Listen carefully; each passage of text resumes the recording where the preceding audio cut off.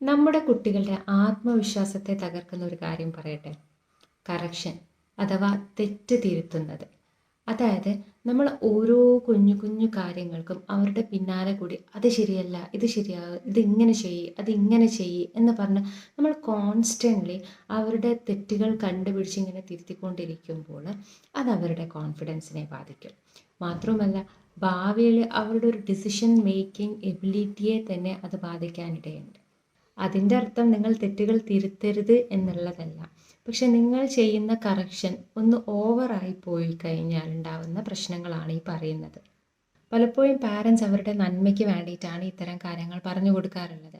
ഭക്ഷണം കഴിക്കുമ്പോൾ ഇങ്ങനെ ചെയ്യൂ, നേരെ ഇരുന്ന് വായിക്കൂ, ബുക്ക് ഇങ്ങനെ പിടിക്കൂ, അങ്ങനെ ചെയ്യല്ലേ എന്നൊക്കെ പറഞ്ഞിട്ട് നമ്മുടെ വക ഒരുപാട് ഇൻസ്ട്രക്ഷൻസ് ഉണ്ടാവും. പക്ഷേ ഇത് നിരന്തരം കേട്ടുകൊണ്ടിരിക്കുന്ന കുട്ടിക്ക് എന്താണെന്നറിയാൻ തോന്നുക, ഞാൻ എന്ത് ചെയ്താലും എൻ്റെ ഉമ്മക്ക് എന്തെങ്കിലും ഒന്ന് പറയാനുണ്ടാവും, എന്തെങ്കിലും ഒരു കുറ്റം എൻ്റെ അടുത്ത് നിന്ന് കണ്ടുപിടിക്കും. ഇത് കേട്ട് കേട്ട് അവർക്കൊരു മടുപ്പ് വരും, അവരിലൊരു ആങ്സൈറ്റി വരും.